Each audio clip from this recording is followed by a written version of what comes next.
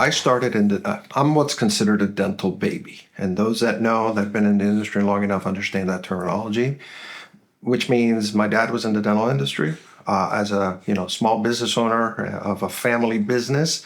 All the kids work in the business. So I have numerous, memories of working in the dental business with my father, demonstrating products at 11 years old at a convention in Brazil or where have you. So you could say my career started as a kid. It transitioned from 20 years of international sales of, merchandise and equipment to then a Patterson stint for 7 years as a general manager of a Patterson branch in South Florida. Then a regional manager position, managing the Southeast and the East Coast, and then half of the country, managing teams of salespeople, always in dental. So I'm intimately familiar with the dental mind, the doctor's challenges, the office challenges. And so getting into transitions was not necessarily part of the plan, but it was probably the evolution of taking everything I know about the dental industry, the dental customers, and even the way we did it of taking care of the customer, making sure that even when you sell widgets, you're doing it from a place of caring and doing what's best for the customer, and even sometimes walking away from a sale when it was the right thing to do. And then as I look at my career as I get older, saying, well, I'm looking at now the later part of my life, so are they. Now this is a natural progression of now I could help them at the end of it. I've helped them through the beginning, through the middle, and now at the end of it. So for me, getting to this spot is a few years in the making, but it was, I think, I would say it's the perfect place for me to be right now after some would say a 35-year career in dental. I've spent the last close to 25 years in dental. Started off with a small manufacturing company and then quickly moved to Patterson Dental. And at Patterson Dental, I was an equipment specialist for a long time. And I loved the role of equipment specialist because I was helping young dentists start their practice for the first time. I held their hand to, from the point of going out and looking at a space, helping them design it, working with the architects, working with the contractor and being on the construction site to make sure that everything was just right for the time when we came in with equipment and installed it. And then at the end, say a year down the road of the process, to watch how happy they were that they finally got their baby, and the way I considered it, it was my baby until they went to the day that we installed equipment, they went to open their practice, and then I was kind of handing that baby over to them. And so I took a lot of pride in watching how happy dentists were or my customers were once that vision that they had came to life. And so, that's when Alan and I worked together at Patterson. And then after that, I took over the general manager role. I was in that role for almost 8 years. And that was a role that really taught me a lot. It was there was a lot of on-the-job training. I have a background in finance, but I really put it to the test as the general manager role, and also had the opportunity to lead a team of about 50 employees. So there's a deep connection and correlation between my history and my clients' history, right? Because I've helped them build their dream, their practices.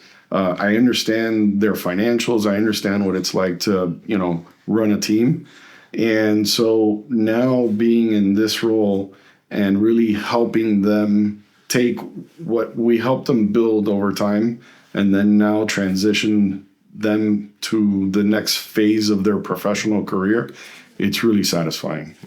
Yeah. You could say now the baby's graduated, it's off to college, we're empty nesters, help us move to the next stage of our career. So I think we're uniquely positioned because we've been in that South Florida market for so long, and we've built a what we believe is a great reputation of taking care of the customer. And now we're just taking it to the next stage of their career, saying, hey, now we're going to help you in this next stage by doing the same things we've always done, and keeping that trust and respect and professionalism, and transitioning it over to the brokerage side. Yeah. And to add to what Alan just said about taking care of the customer, that's the way we grew up. That's the world we grew up our in. core. You know, at Patterson Dental, whether you've worked with them in the past or not, their culture was all about taking care of the customer, and that's how we grew up, and that's what's embedded in our DNA. Our DNA. And if you do that, yes, you may lose some deals, and people may not believe you, but ultimately, it pays dividends in the end. Absolutely. It's not at the beginning, you may lose some things, but at the end, you always win if you just take care of the customer. While it might be tempting to avoid paying the success fee and going at it alone, a DDS match professional typically adds a lot more value than the cost itself. Our trusted transition process really offers a comprehensive, confidential, customized, tailored approach to helping achieve the professional's goals, financial and retirement goals. And so it also, which is really important to us, it helps us find the best match in regards to a buyer that fits that practice's culture, right? So although some other, others in our industry might be just thinking about the transaction and the actual benefit of closing that transaction, we're actually really taking into account the seller's needs, personal and financial needs, as well as the buyer's future coming into that practice and making it a real match between the two. Yeah, I think Eddie covered it perfectly. DDS match is in the name. I think we take pride in really understanding the goals of our customers, understanding their needs, their wants, kind of listening more than anything, and then trying to understand where they need to go. How do we get them there? And then how do we find somebody that matches up to those goals and needs and wants from both the buyer side and the seller side, type of matching those two goals together, right? Each one of them is going to have a different goal, but I think finding that common ground is what's important. And then to your question about why hire us as transition professionals is just that. It's not a transaction. It's more of a transition, right? It's getting you to the place you need to be and being represented, having somebody on your court to have your back and have your best interest at heart. And I think that's what makes us different. Yeah. And to add to that, the value that we add in the process, in the trusted transition process, is that, like I said, it's a very comprehensive approach that goes through a number of different processes throughout the transition process that, again, helps achieve the seller's goals while finding the right match and helping them both get set up for future success. The way I look at it, the average person starts planning for retirement the moment they graduate college and get that first job and start contributing to a 401k. And in my mind, why isn't a dentist afforded the same benefit?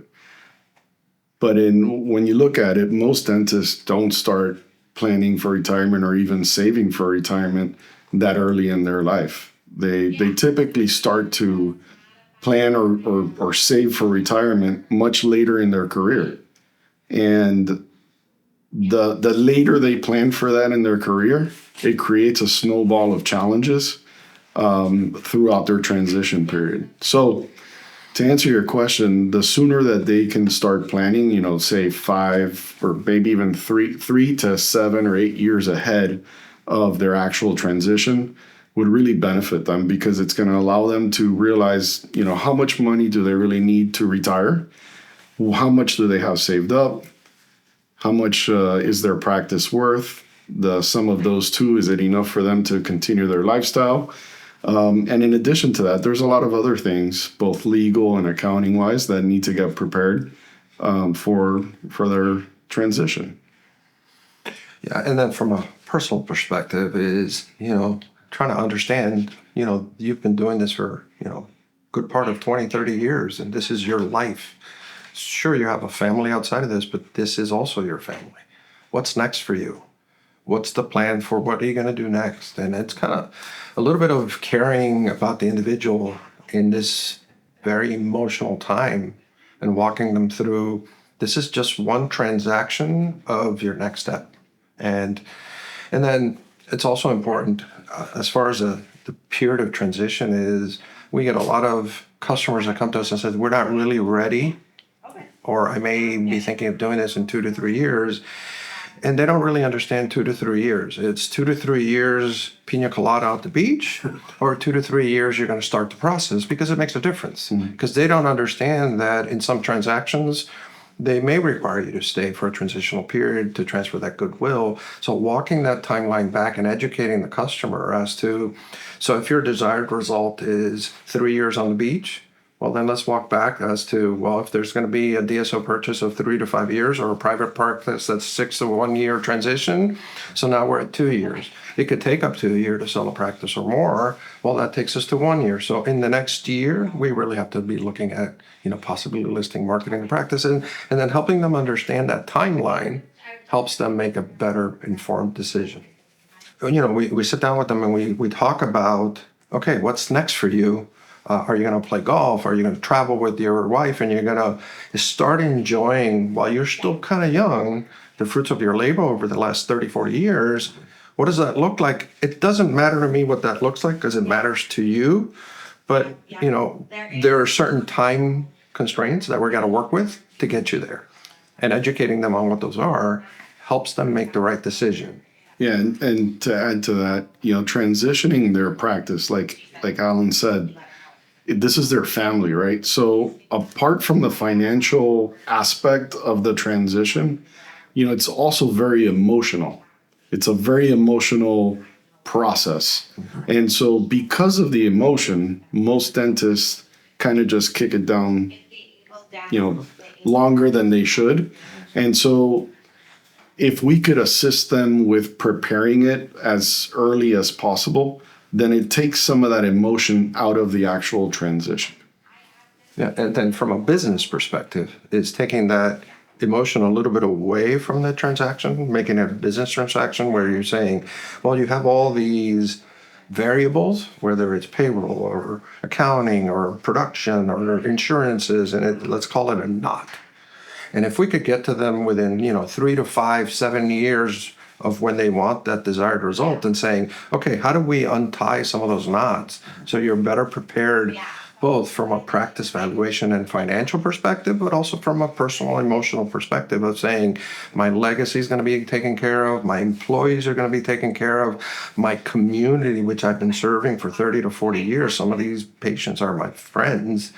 How do we handle all that? Because it's not just selling my practice. Yes, to some consumers that may be right, but for most, I would argue that they want to all those things be taken care of. So if we can get 3 to 5 years, 7 years out and unwind some of that knot to help it be smooth, I think it's a much better transaction for everybody involved. Trust is probably one of the most important things, but not just the duality of the broker versus seller. It's really buyer, seller, and broker. So there's several trust factors that need to be addressed, right? So when we go to a listing call with a seller, they have to trust us with their personal and financial information. They have to trust us that we have their best interests at heart, that we're going to intimately get familiar with their practice and really understand them and their practice to be able to transmit that to buyers. But then there's also a level of trust between buyer and seller. So we're not just selling widgets, we're selling goodwill.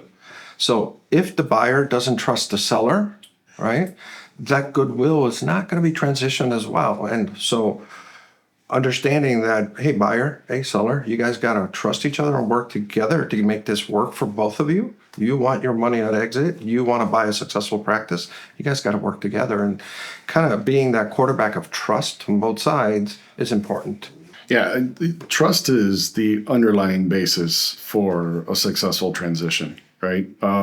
First off, with the seller needs to feel or needs to know that we're going to do everything we can to, protect their their personal and financial goals.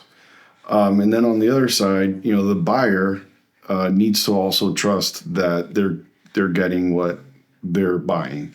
And so, the buyer is buying, in essence, goodwill, right? They're the goodwill that patients are going to stay, the goodwill that the staff is going to stay.